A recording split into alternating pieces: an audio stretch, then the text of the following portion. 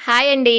ఈరోజు వీడియోలో మన అమ్మమ్మ కాలం నాటి కొబ్బరి మిఠాయి రెసిపీ చూపిస్తాను.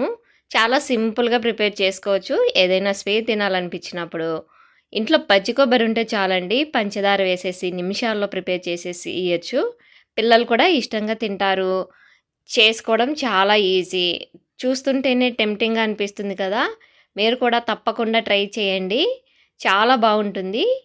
ఇంకా ఏమాత్రం లేట్ చేయకుండా ఈ రెసిపీ ప్రాసెస్ చూసేయండి. ఈ కొబ్బరి మిఠాయి కోసం నేనైతే ఒక కప్పు పచ్చి కొబ్బరి స్లైసెస్ తీసుకున్నాను. అన్నీ ఒకే సైజులో ఇలా స్లైసెస్ లాగా కట్ చేసుకొని పక్కన పెట్టుకోండి. తర్వాత స్టవ్ మీద ప్యాన్ పెట్టుకొని ఒక కప్పు కొబ్బరి ముక్కలకి ఒక కప్పు షుగర్ వేసుకొని, హాఫ్ కప్పు వరకు వాటర్ వేసుకొని కొంచెం ఇలాచి పౌడర్ వేసుకోవాలి. తర్వాత ఇందులోనే మనం కట్ చేసి పెట్టుకున్న కొబ్బరి ముక్కలు కూడా వేసేసుకోవాలండి. ఇలా వేసేసుకున్నాక షుగర్ కరిగి మనకి ముదురు పాకం వచ్చే వరకు కలుపుకుంటూనే ఉండాలి.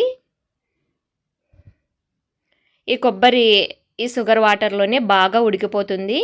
మనకి చాలా కమ్మగా ఉంటుంది. ఆ కొబ్బరి ఆయిల్ ఉంటుంది కదా! ఆ టేస్ట్ కూడా మనకి తెలుస్తుందండి ఉడకడం వల్ల. చాలా టేస్టీగా ఉంటుంది. మీకు ఇష్టం ఉంటే ఒక స్పూన్ వరకు నెయ్యి వేసుకోండి. లేదంటే స్కిప్ చేయండి. ఇది ఉడుకుతున్నప్పుడే మనకి పక్కన ఒక ప్లేట్లోకి మనం ఏ ట్రేలోకైతే వేయాలనుకుంటున్నామో ఆ ట్రేకి కొంచెం గీని అప్లై చేసుకొని పక్కన పెట్టుకోండి. ఇలా మనం నురగ రావడం స్టార్ట్ అవ్వగానే పాకాన్ని చెక్ చేసుకుంటూ ఉండాలి. ముదురు పాకం అంటారు కదా! అలా రావాలి. నేను ఈడ వీడియోలో చూపిస్తున్నాను చూడండి.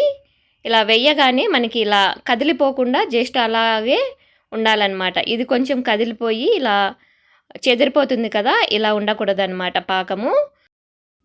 ఈ రెసిపీకి పాకం చాలా ముదురు పాకం పట్టుకోవాలి. షుగర్ కరిగి మళ్ళీ షుగర్ అవ్వాలన్నమాట. అలా వచ్చే వరకు పాకం పట్టుకోవాలి. నేను ఇక్కడ చూపిస్తున్నాను చూడండి. వేసింది వేసినట్టే మనకి ఉండలాగా ఉంటుంది. ఇలా ఉంటే సరిపోతుంది పాకము. ఇప్పుడు స్టవ్ ఆఫ్ చేసేసుకొని దింపేసుకోవాలి. దింపేసుకొని వెంటనే మనము గీ రాసి పెట్టుకున్న ట్రేలోకి కానీ ప్లేట్లోకి కానీ వేసేసుకోవాలి. లేదంటే వెంటనే గడ్డ కట్టేస్తుందండి ముదురుపాకం కాబట్టి. ఇలా వేసేసుకున్న వెంటనే ఇలా మొత్తం కొంచెం స్ప్రెడ్ చేసుకోవాలి. మీరు ఇంకా పల్చగా అయినా వేసుకోవచ్చు. నేను చిన్న ప్లేట్ కాబట్టి కొంచెం మందంగా వచ్చింది. ఇలా మొత్తం సెట్ చేసుకున్నాక పూర్తిగా చల్లారనివ్వాలి. ఇలా పూర్తిగా చల్లారిపోయాక జస్ట్ ఒక్క క్షణం పాటు అలా స్టవ్ మీద పెట్టేసుకొని మనం తీసేసుకుంటే ఈజీగా వచ్చేస్తుందండి. ఒకవేళ రాలేదనుకోండి స్టవ్ మీద పెట్టి ఒక్క క్షణం పాటు అలా సెగ చూపియండి. చాలా ఈజీగా వచ్చేస్తుంది.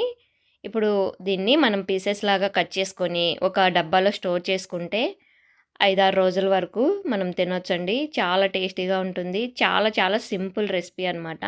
రెసిపీ నచ్చితే like and share and subscribe.